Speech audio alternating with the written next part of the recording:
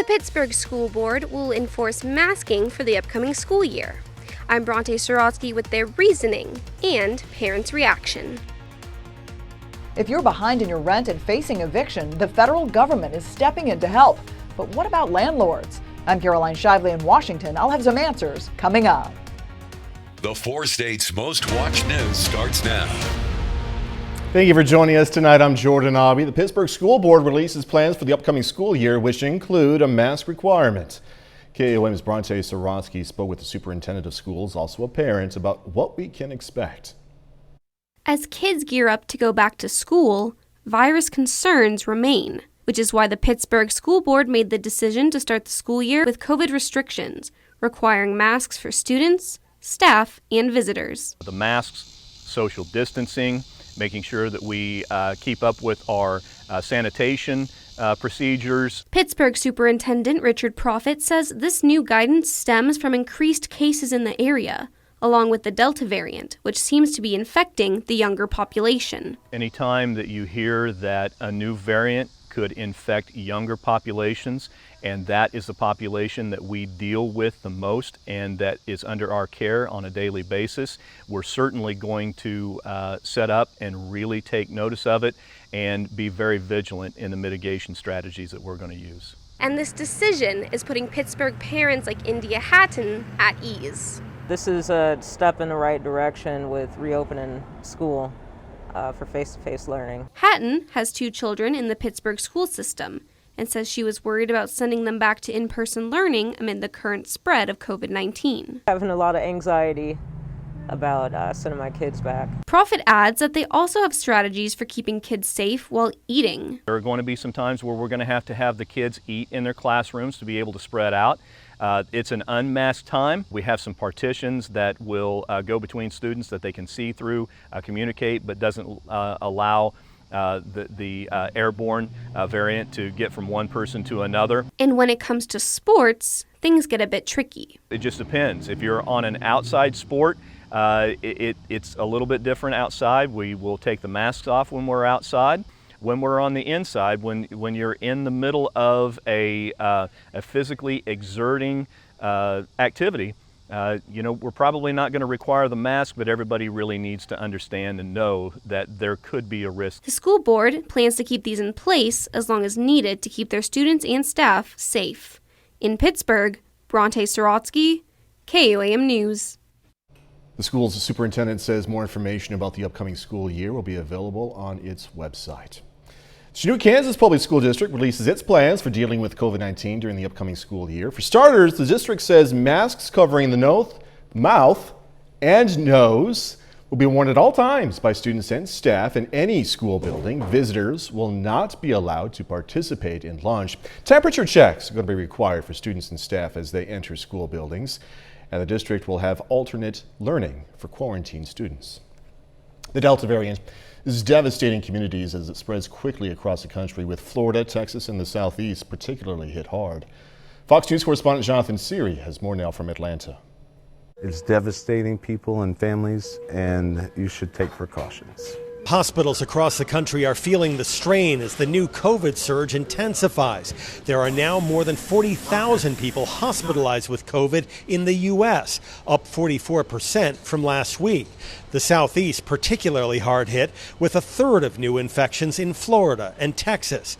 Doctors are blaming low vaccination rates and the Delta variant. This is COVID on steroids. The difference now between being vaccinated and not getting vaccinated could be the difference between sniffles and suffocation. Final FDA approval of the Pfizer vaccine could come as early as next month, but some cities aren't waiting to put mandates in place. New York City officials say they'll require proof of vaccination for most indoor activities, including dining. And on Wednesday, Mayor Bill de Blasio confirmed the NYPD will start enforcing those rules in September.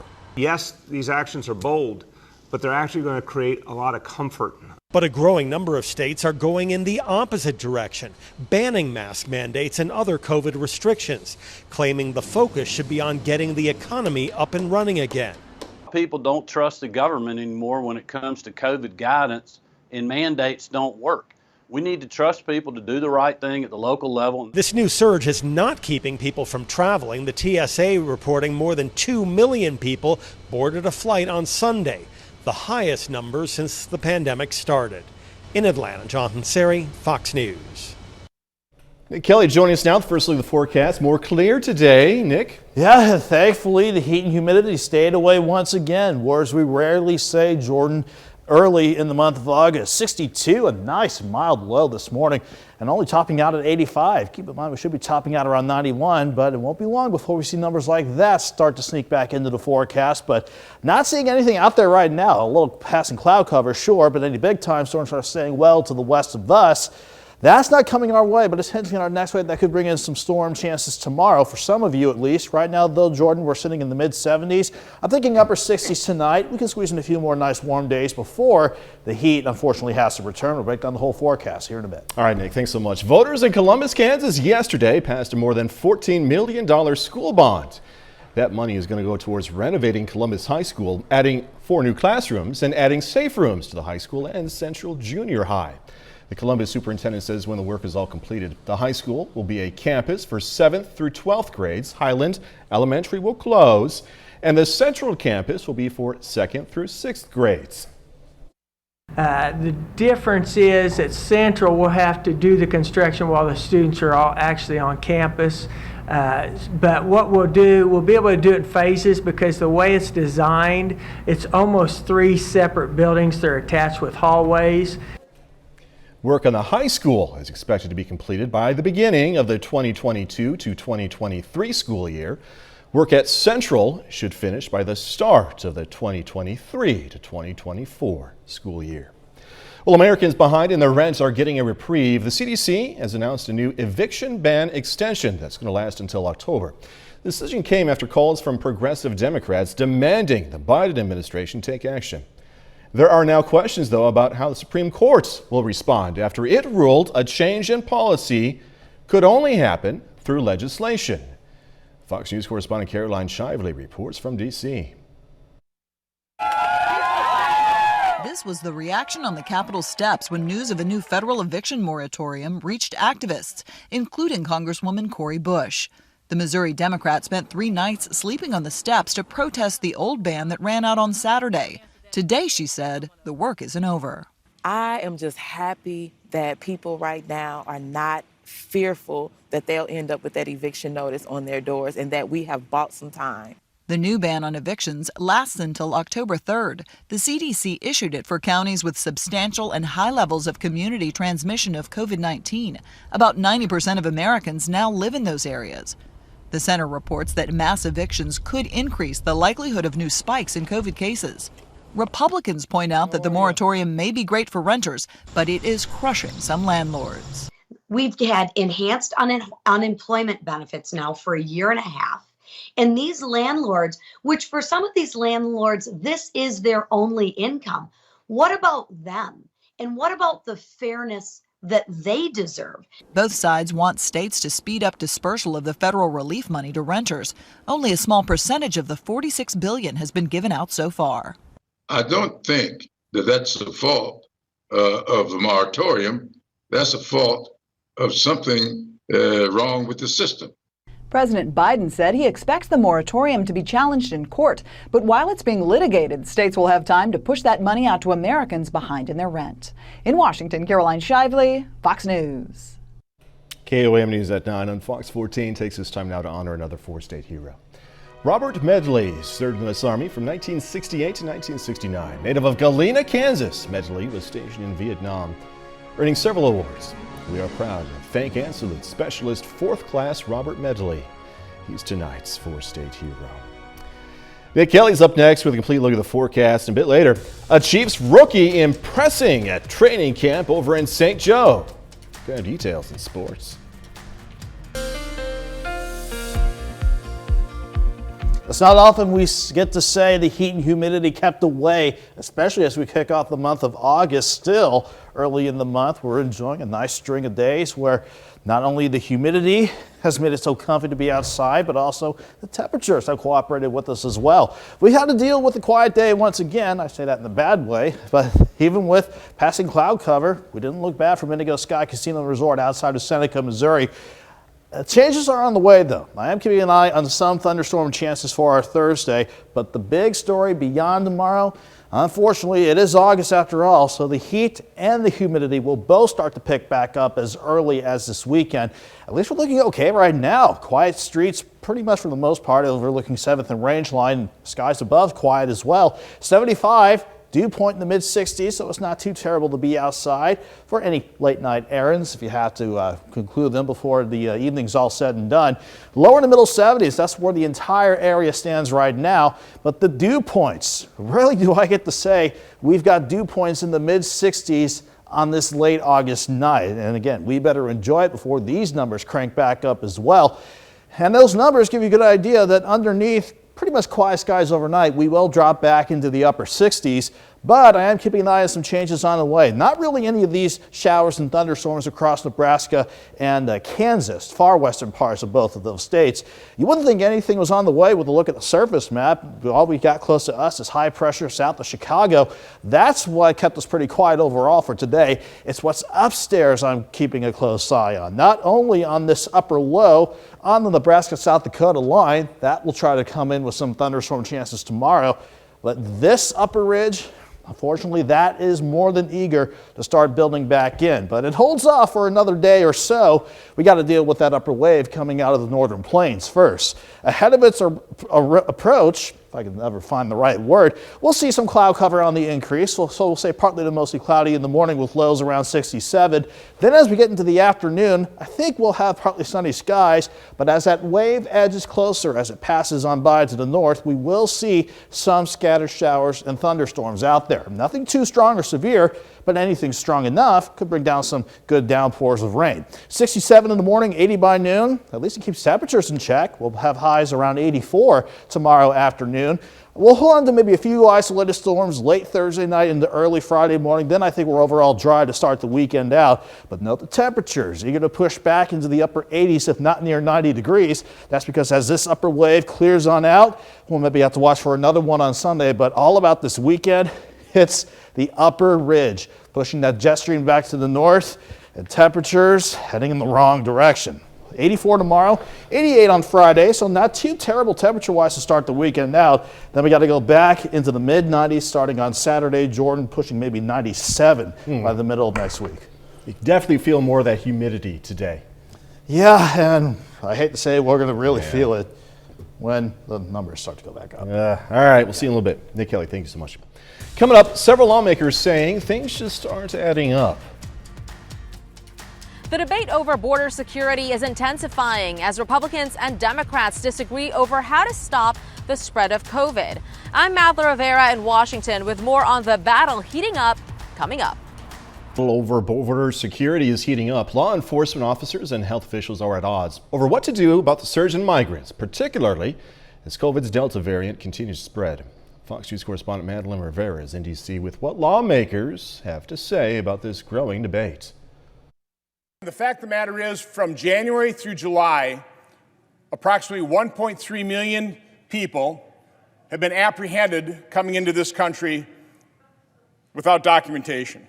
Law enforcement officials at the southern border confronting a surge in migrants, not seen in more than 2 decades.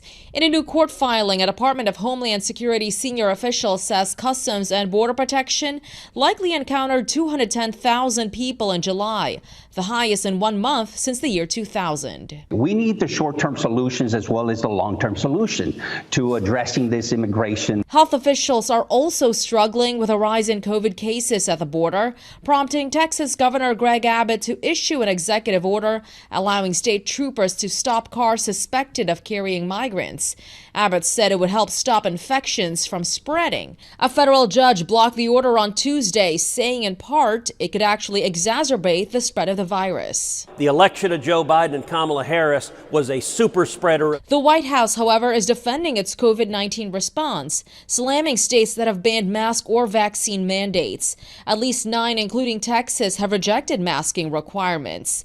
President Biden telling governors unwilling to impose mandates to get out of the way. That's not meant to be partisan. It's not meant to be political. It's just meant to convey that more action is needed in some parts of the country. The Biden administration will reportedly begin offering coronavirus vaccines to migrants in U.S. custody, as the Department of Homeland Security says it will continue to reassess its COVID-19 protocols. In Washington, Mallory Rivera, Fox News.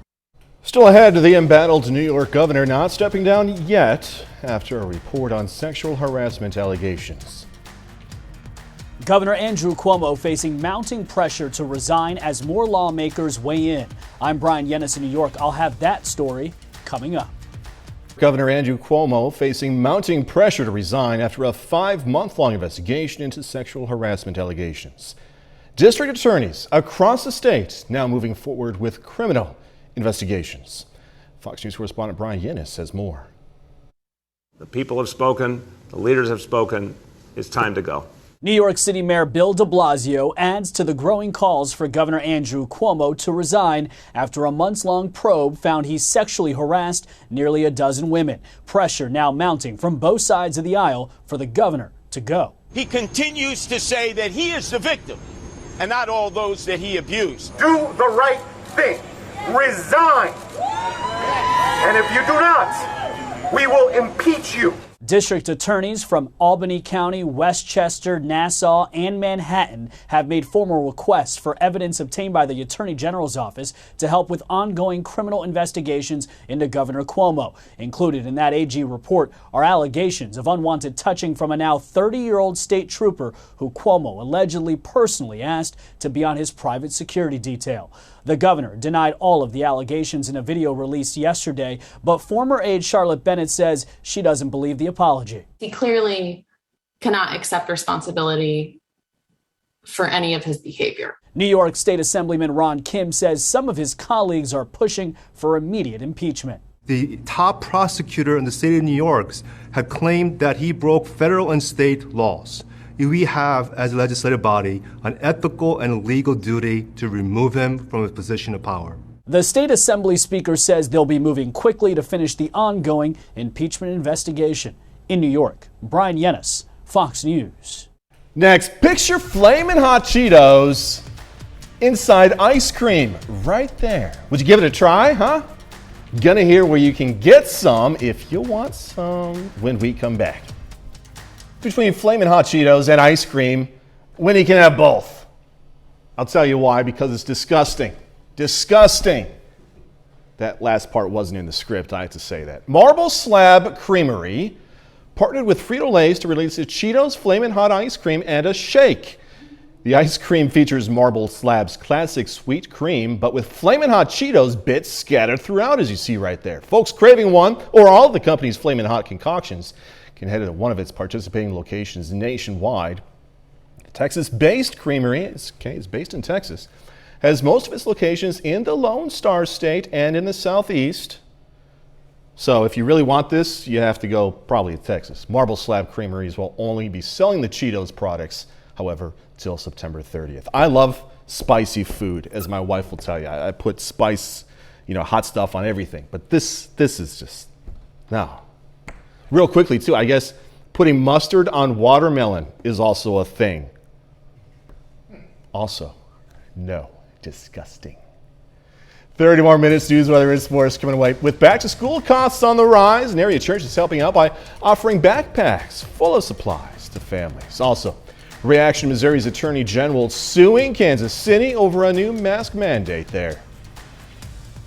Mask mandate fight is brewing. This after Missouri's Attorney General sued Kansas City yesterday. The suit alleges that the city's mask mandate is straight up unconstitutional.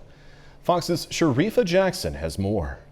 The mask debate is not only dividing the city. Absolute agreement with the mask mandate. I would drive half an hour to not have to wear a mask. But now the state, 7 counts in this 30-page lawsuit filed in Jackson County Circuit Court by Missouri Attorney General Eric Schmidt.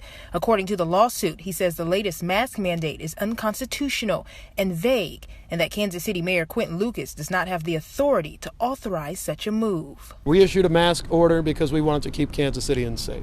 We issued a mask order because we started to hear from business, conventions, and conferences who said that they weren't comfortable coming to Kansas City in Missouri. Most importantly, Lucas says it's guidance by the CDC, something he believes the AG is ignoring, especially when it comes to children. According to the lawsuit, the AG says the risk of severe illness to COVID-19 and transmission to school-aged children is low. This is about getting clicks. This is about getting attention. It is not about saving lives. Lucas adds the city has issued 10 orders without interference from the Attorney General. While the AG plans to push towards invalidating the mask mandate in Kansas City, Lucas says they'll fight this lawsuit, and he's positive they'll win. Well, the new KPMG survey indicates parents are going to be spending around $270 per kid this year when it comes to back-to-school related costs. That, by the way, is a $20 increase from 2020. This evening over in Galena, Kansas, hundreds of parents saved money on school supplies when they stopped by the First Baptist Church of Galena and picked up backpacks filled with back-to-school essentials.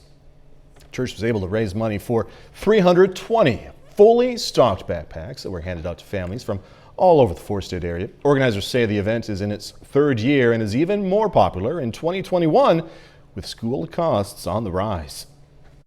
It would cost me anywhere from $65 to $100 per student. And, you know, it's even more expensive today than it was when my kids were in school. So, you know, it feels good to be able to lighten the burden on the parents today, especially during this pandemic. Especially with Corona and everything, it helps. It helps in different ways, but yeah, for like paying bills and stuff. Backpacks were given out to parents through a drive-through system because of the coronavirus pandemic, of course. Organizers say they are already preparing for next year and hope to give out at least 500 backpacks. A local service dog organization is hosting a poker run fundraiser. The Saber Life Foundation was founded by the family of a girl from Pineville, Missouri, who has a debilitating condition and needed a service dog. The foundation helps cover some of the costs of getting a service dog, which can run more than $18,000. Pretty expensive. So they are raising money through the Pipes for Pups Poker Run, which will run 150 miles through Arkansas and Missouri. Started with our daughter that she needed a service dog, and so we started fundraising for her at local events in our community selling dog treats. And so once we were meeting so many people that needed a service dog, knew somebody that needed one or had one, we decided at that point that we wanted to pay it forward once we got our daughter's service dog paid for. Poker Run is going to be on Saturday from 9 a.m. to noon. There will be prizes, including a raffle for a pretty sweet new Harley-Davidson motorcycle. U.S. Congressman Billy Long is vying for a new position. Long, who represents Southwest Missouri, announced yesterday he is running for Senate. The congressman joins a growing list of Republican candidates, including former Governor Eric Greitens and Mark McCloskey, the St. Louis lawyer who pled guilty to waving a gun at protesters last year. The governor recently pardoned him, however. They're all looking to fill Senator Roy Blunt's seat. He announced he would not seek re-election earlier this year. Target presenting a new initiative to entice workers. The company says starting this fall, they will cover tuition, fees, and textbook costs for all part-time and full-time employees who pursue a qualifying undergraduate degree at more than 40 institutions. Target says it's also going to give money for advanced degrees, paying up to $10,000 each year for master's degrees as well. The initiative covers the full cost of over 250 programs like computer science, business management, and information technology. The company plans to invest $200 million in the education program over the next 4 years. Post-pandemic summer travel is really heating up, but patience is melting. Hundreds of flights are canceled, some at the last minute even, for thousands of travelers nationwide. Fox News correspondent Christina Coleman has this story. It's like a nightmare. Passengers losing patience as Spirit Airlines cancels half its flights on Wednesday, stranding thousands at airports across the country since Sunday. The same-day travel reached its highest number since the start of the pandemic, with more than 2.2 million flying. Just gotten canceled, no reason for why it's been canceled, and now we're just trying to figure out how can we get home. Travelers waiting in hours-long lines just to change their flights or speak to customer service agents. This line, I started back there last night at midnight. I got to the front at 9 a.m. this morning. Frustrated by the loss of money from flight rebookings and missed car rentals and hotels. Like, y'all just take. Nobody got no money like that after the year we've been through. The discount carrier blaming the travel nightmare on weather, operational issues, and staffing shortages. Even though airlines received $54 billion to keep employees on the payroll. Spirit Airlines apologizing on Wednesday, promising the number of scrub flights will, quote, progressively drop in the days to come. Meanwhile, the travel tension is bubbling over at 30,000 feet, leading to a spike in in-flight incidents. Over the weekend, Frontier flight attendants duct taping an unruly 22-year-old passenger to his seat after allegedly groping two female flight attendants and punching a male attendant. The FAA receiving more than 3,600 reports of disorderly passengers since January, the highest number on record. Most of those incidents involved a refusal to wear a mask. In Los Angeles, Christina Coleman, Fox News. A bit later, a new way to get those oohs and ahs. Could fireworks shows be a thing of the past? I'm Marianne Rafferty with a look at how drones are being used to create stunning nighttime performances. Coming up. We got the chance to enjoy yet another warm and comfy day. Words we rarely say for an early August day, but we will certainly take it considering what changes we have lining up for us. But aside from passing cloud cover, we kept things quiet over Indigo Sky Casino and Resort outside of Seneca, Missouri, and in fact all across the area.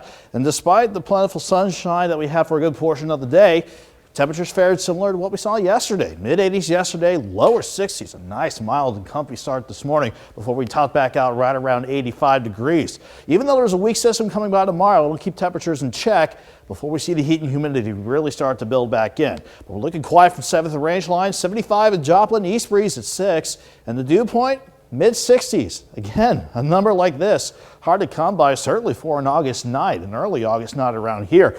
Lower to middle 70s, that's where we all sit 20 minutes before the top of the hour. And as far as dew points go, yeah, these have crept up a little bit, but still, they're sitting in the mid-60s. Normally on nights like this, we'd be beyond muggy, if not soupy. So it's nice that we're keeping these dew points in the not so bad a sticky range. So yeah, you feel a little humidity outside, but it's not resulting in any rain. Hasn't really throughout much of the day. So we'll stay quiet for the rest of the night.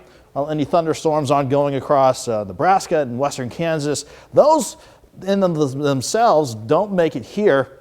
And you wouldn't think any changes are on the way based on how the surface setup is looking. We have high pressure over northern Illinois near Chicago. That's what kept us quiet today, but it's upstairs that I'm watching. This upper level low on the South Dakota-Nebraska line is running along the edge of our returning upper level ridge. We'll have to deal with this upper low for tomorrow first before we see the heat dome. More than eager to build back in as soon as we get into this weekend. So during the overnight, just some increasing clouds, not holding on to any rain chances, at least to start the day out, but we will drop back around 67 degrees. Can't rule out a random shower or two during the morning hours Thursday as this wave really starts to kick in. But I think the better shot for any scatter storms will be during the afternoon from lunchtime to take us through the rest of the day. I don't think these will be strong or severe, but can't rule out some good downpours with these storms as they materialize. 67 in the morning, 80 by noon. But again, the system keeps temperatures in check with highs around 84 tomorrow afternoon. Can't rule out some isolated storms late Thursday night into Friday morning. Then I think we're dry for the afternoon. But look at those temperatures either to crank back up. Upper 80s for Friday afternoon as our wave departs. We'll watch for another potential wave on Sunday. That could bring some thunderstorms to wrap up the weekend. But in the next several days, it's all about that jet stream lifting back to the north and that heat dome. and humidity dome, if you want to call it that too. More than eager to build back in. 84 tomorrow, 88 Friday. Saturday looks okay, but we go back to 93, mid-90s early next week, Jordan, and it would not surprise me if we hit 97 by this time next week. Real hot, real soon. Nick Kelly. Yeah, that's August. Yeah, it's August. Nick Kelly, thank you so much. As dozens of wildfires rage across the United States, people in Europe are also struggling to contain fires burning out of control. Firefighters are battling flames in Greece, where hundreds of people have fled their homes. In Turkey, wildfires are blamed for at least 8 deaths. Fires are also burning in Italy and Albania. Come up in sports, Pittsburgh American Legion baseball team hitting the field for the regional tournament, plus a former Southeast Kansas standout winning goals at those Tokyo Olympics. Jacob Leonard has that and more next. The Pittsburgh American Legion baseball team is still alive in the postseason. The Post 64 is in Hastings, Nebraska this week, playing in the Mid-South Regional Tournament. Now, Pittsburgh made it here by winning a state championship last weekend.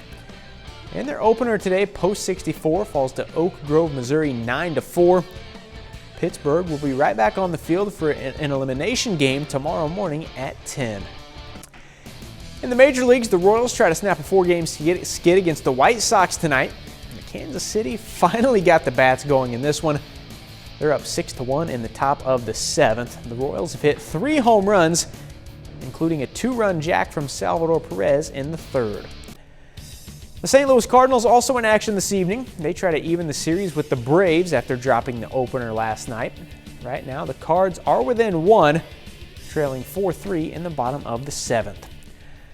A former Southeast Kansas track standout has won gold at the Tokyo Olympics. Former Coffeyville Community College sprinter Andre DeGrasse won the men's 200-meter race earlier today for Team Canada. That's Canada's first gold medal in the men's 200 since 1928. DeGrasse ran it in 19.62 seconds, setting a new Team Canada record. He competed at Coffeyville in 2013 and 2014 before transferring to USC. It's his second medal in this year's Olympic Games. The Kansas City Chiefs are in full pads for the second day at training camp in St. Joe.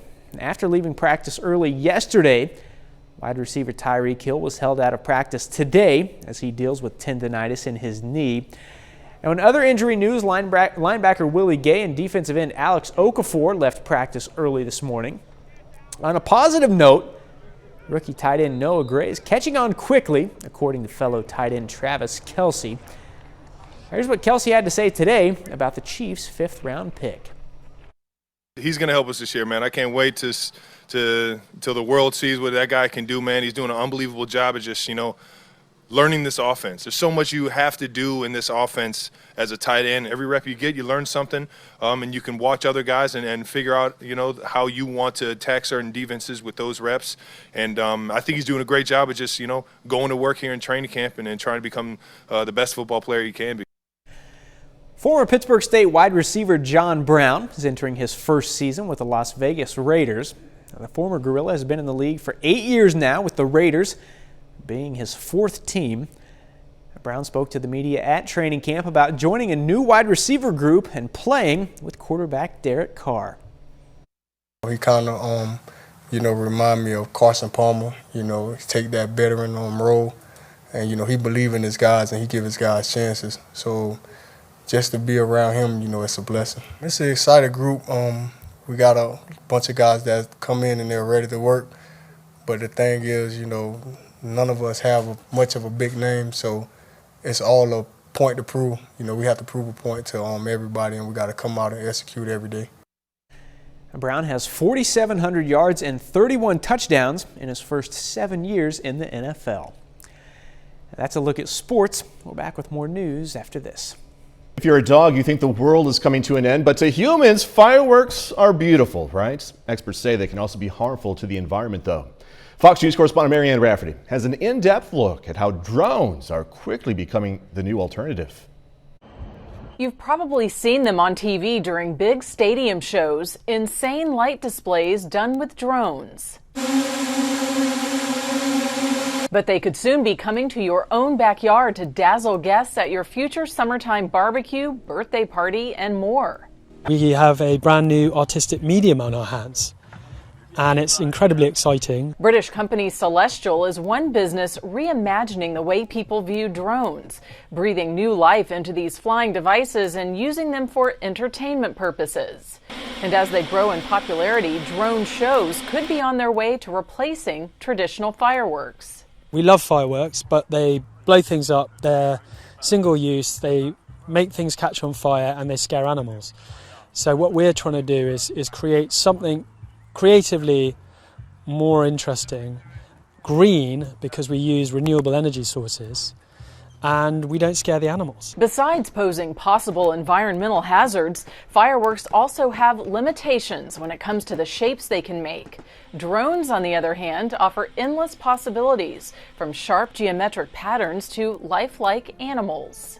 We want to inject organic movement and human spirit into these drones and into this technology. Meanwhile, efforts to reduce firework use are already underway, with governments in India and China advocating against large displays during holidays to limit air pollution. Marianne Rafferty, Fox News. Nick Kelly brought up something that's pretty true. It kind of sounds like a swarm of bees. All right, next, some news about a new live-action Cinderella musical, plus some other entertainment news coming your way. Colin Jost expanding his resume, and a Dolly Parton classic getting a modern twist. Fox's Steve Rappaport has the latest from the Hollywood Nation. Cabello heads to the ball, Dolly Parton gets a remix, and the Teenage Mutant Ninja Turtles plan a new adventure in the Hollywood Nation. Colin Jost has landed a new project centering on the popular pizza-loving reptiles. According to Deadline, the SNL star and his brother Casey Jost will co-write the script for a new live-action Teenage Mutant Ninja Turtles film for Paramount Pictures. The project is separate from Seth Rogen's upcoming CG animated movie he's producing for the studio and Nickelodeon. Working 9 to 5, but in 2021 I'm grinding 9 to 9. One of Dolly Parton's classics just got a modern upgrade. Her 40-year-old nephew Sabin released a new remixed version of her hit song 9 to 5 along with a music video. The track, titled 9 to 5 to 9, fuses the 1981 chart topper with a contemporary beat and rap lyrics. It will be featured on the rapper's debut EP, Halfway There. I pick you to be my princess. What about my work? And Amazon Studios released the trailer to Camila Cabello's live-action musical Cinderella. The singer-actress plays along a star-studded cast that includes Billy Porter, Idina Menzel, Minnie Driver, and Pierce Brosnan. The modern take on the classic fairy tale premieres on Amazon Prime Video September 3rd. Any way you can make them more comfortable? No. Steve Rappaport, Fox News. Short but to the point. That's our time for tonight. Thanks so much for joining us. Going to leave you with video of Machu Picchu in Peru. People don't actually walk that fast. We sped it up a little bit. Be safe. Do this all again tomorrow. See you then.